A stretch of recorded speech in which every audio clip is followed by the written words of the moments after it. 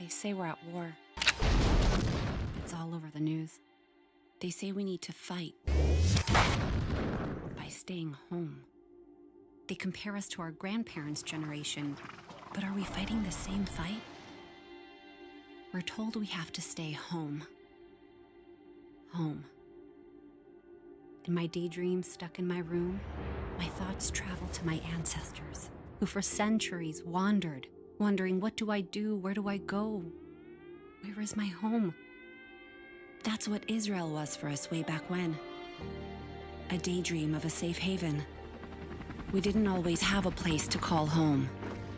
Today, the only reason we do, no matter where we are in the world, is because of those who came before us. Those who didn't have the luxury of staying home to fight their wars. In these times, my strength comes from the memory of our heroes. The idea that someone my age died so that I could do what I love, the fact that someone gave up their dream so that I could follow my own, means my life matters in some deep, real way, and I must do something with that.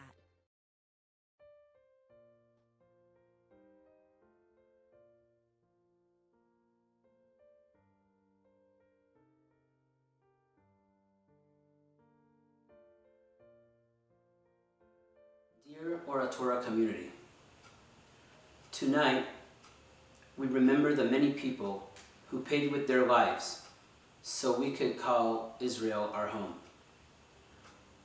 From the beginning of Zionism, 27,982 people died in combats and in terror attacks.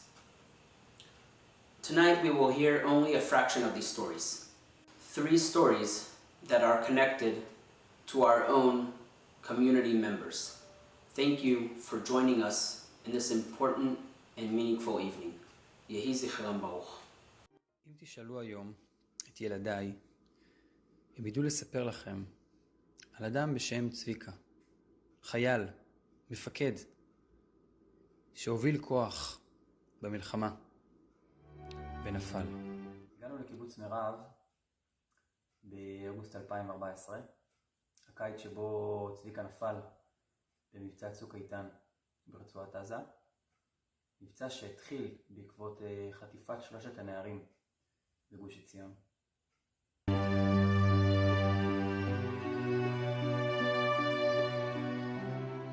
בגיל מאוד מוקדם הייתה לו תכונה של להאזין, להקשיב. הרבה שייכות, הרבה אכפתיות, הרבה רגישות. היו לו שאיפות מאוד גדולות, היה לו מטרות גדולות, לחנך, להוביל, להגן על ארץ ישראל, להקריב את עצמו על ארץ ישראל. הייתה לו אוזן קרויה לכל אחד. היה לו לב פתוח. הוא היה אדם טוב. פשוט אדם טוב. הוא כל השנים מתנדב בכל מיני מוסדות. הנתינה תמיד ליוותה אותו לאורך כל הדרך.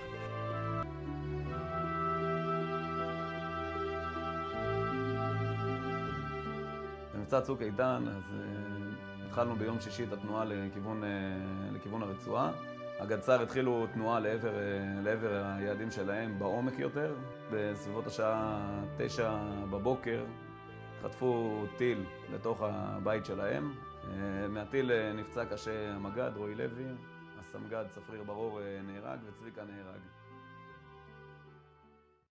אני את צביקה לא הכרתי באופן אישי, אבל את הרוח שלו הרגשתי בשבילים של הקיבוץ, אצל הנוער ואפילו אצל הילדים הקטנים. צביקה אומנם גר תקופה קצרה במירב לפני מותו, אך הוא הספיק לקחת חלק בעשייה עם הנוער בקיבוץ. מה שדחף לאחר מותו את מיתוג העשייה החינוכית ככוח צביקה, כוח שפועל ברחבי הארץ לזכרו.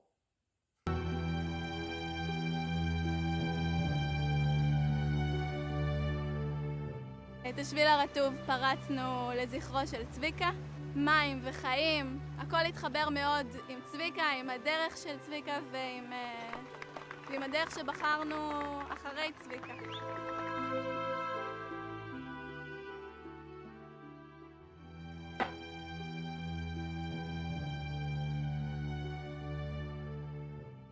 במהלך 5 השנים האחרונות שלאחר מותו, ראינו נוער שבהובלת מנהיגי חינוך בקהילת קיבוץ מירב פעל כוח של נתינה ושל חסד, שאפיינו את חייו של צביקה. אני זוכר שבאחד הימים הסתובבתי בשבילי הקיבוץ ונתקלתי בחבורת ילדים קטנים. חבורת ילדים ששיחקה משחק תופסת.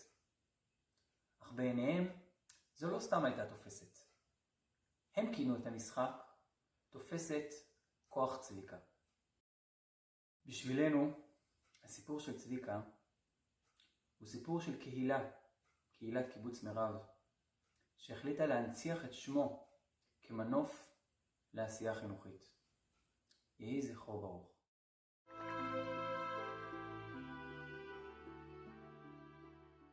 This day is also a day we remember all the people who were murdered in terror attacks. On June 12, 2014, 3 teenagers were kidnapped next to their school in Gush Etzion. It took almost 2.5 weeks to figure out that they were murdered and been hidden in a cave. Eventually, this event led to the Operation Kehila1 that happened that summer. This song you are about to hear was written for them. Yehi zichron baruch. פתח לבך ברחמים על בניך, כולם לדורות יישמע,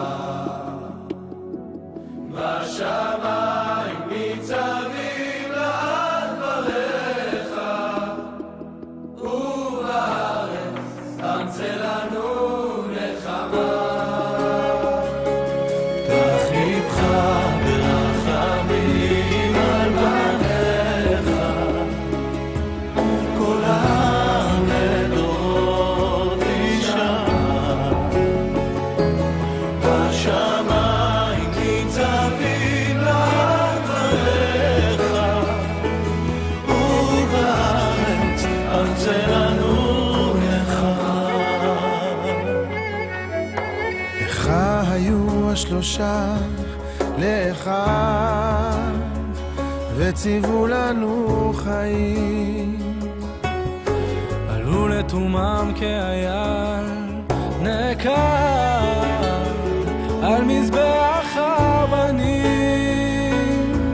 שמיים בחו מעל הגלעד, והארץ רעשה.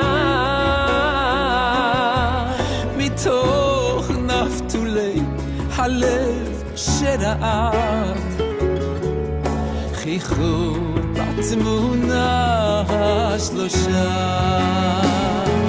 פתח לבך ברחמים על בניך, כולם לדורות יישמע, בשמיים ניצבים לעד דבריך, ובארץ אמצא לנו נחמה.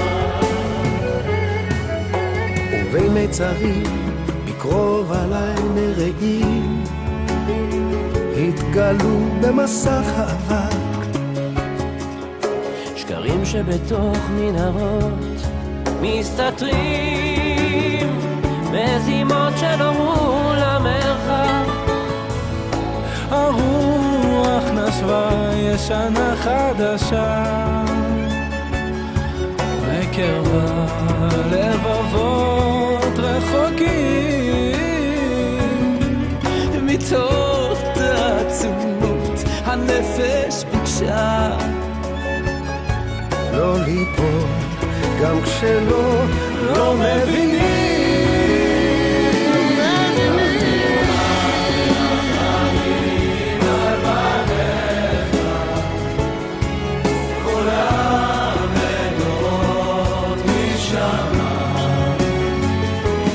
בשמיים ניצבים לעד דבריך,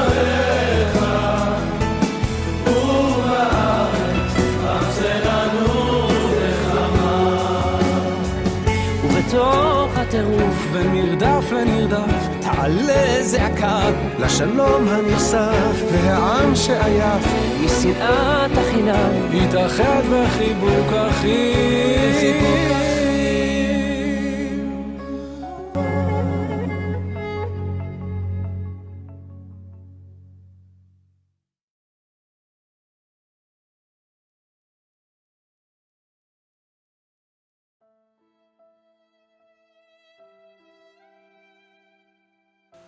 Neil Kretschmann was born and grew up in Hadera. He was always surrounded by friends. A boy with a lot of sense of humor, always smiling. His friends and family saying about Neil that he was always passionate about the open, wide area more than he was in school. Neil loved especially the sea. The family used to do a lot of hiking and a lot of trips all over Israel, and Neil loved very much Eretz Israel. Neil was a great athlete. He was good in a lot of sports. He put a lot of effort in order to prepare himself to the IDF service, and all of this time was always with a lot of sense of humor, like he used to be everywhere. It was very natural that Neil was accepted eventually to the Shayetet, to the Navy SEALs, the special unit. Neil was one of the best over there as well. He served in the Shayetet more than 4 years, in which he was part of a lot of secret and big operations that the Shayetet took part of. 2002, after long months of a lot of terror attacks, the government decided to go into a big operation in the West Bank. It was called Mivtza Chomat Magen. The Shayetet went into one of the strongest terrorist area in Shechem, and Neil was in the front team. They went into there in order to stop those terrorists, and Neil was shot and killed. He was only 23 years old when he passed away. After he got killed, his family and friends sought how to remember him in the best way in order to create a respect memory to their beloved son. They decided to build a youth village to an at-risk youth. They thought that in that way Neil values of loving Eretz Israel or loving people would be most expressed in this kind of place. They started very small, less than a year after Neil was killed. It was only few kids that they found that they could come. It became very success and very quite big youth village where more than 100 kids could be placed together. This place giving them a real opportunity of learning in school, a real opportunity of educational and therapeutic process. הגעתי לנירים אחרי שהיה לי המון בלגן עם החוק, הרבה מקרי אלימות, עפתי מהרבה מסגרות. הייתי תמיד נמשכת למה שרע, למה שאסור. אף אחד לא יכול לשים לי את הגבול. הייתי מרגיש כאילו שאני יכול לעשות מה שאני רוצה בכל מקום. התקופה בנירים הייתה ממש משמעותית בשבילי. תהליך בנירים בעצם הפך אותי לבן אדם הרבה יותר טוב. בדיוק המקום הזה שהיה חסר לי בחיים, הבית. I had the privilege to work in this youth village in Nirim for 6 years. I worked there with those boys and girls that coming all over the country to get some help to find their way back to the normal society. We work a lot in outdoor therapy. Like Neil loved so much to be in the desert, to be in the nature. We give those kids a lot of tasks to do by themselves or as a group. Except of that, of course, we have a school there and all the things that the kids need. Neil's friends from the Navy SEALs are coming a lot to help us, to help the kids to find the best way to get out of the troubles that they've been in. Neil's family is very connected to the village, to the place. The kids know them. The kids know a lot about Neil and Neil's heritage. And I think it's a beautiful way to remember him, to remember his life, his smile, the things that he always loved to do. And yeah, Nir is everywhere in this Kfar. He's every corner. You could feel him. We're just a few meters to the shore, to the Mediterranean, where Nir used to spend many hours in.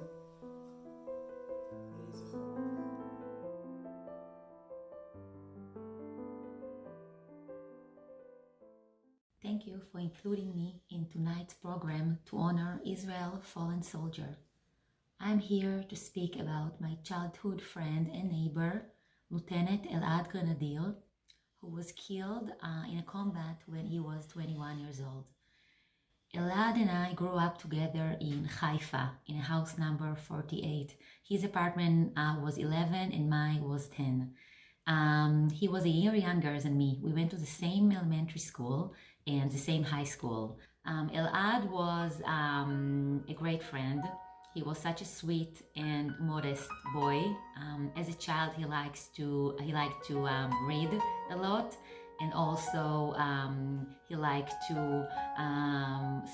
sports. He did a lot of sports. His major in high school was biology. He always wanted to be a doctor like his dad, and we used to laugh that he wanted to be a doctor and I wanted to be a writer or a teacher. So he always saying, you are going to write a book about the important jobs that I'm going to do in medicine. So who would have thought that instead of a book about what he could have accomplished, I would have write this. But also I want to highlight Elad's value and his personality. He was, as I said, very modest and very shy in a way, but still he believes in values of professionalism, discipline. His family meant a lot to him. Actually, it was a word to him, and also that's what he emphasized to his soldiers. He always wanted to be to serve in a combat unit, and he released in 1999 to Gdud Nachshon, and almost immediately he went to commander course, Bahad Echad, and became an officer.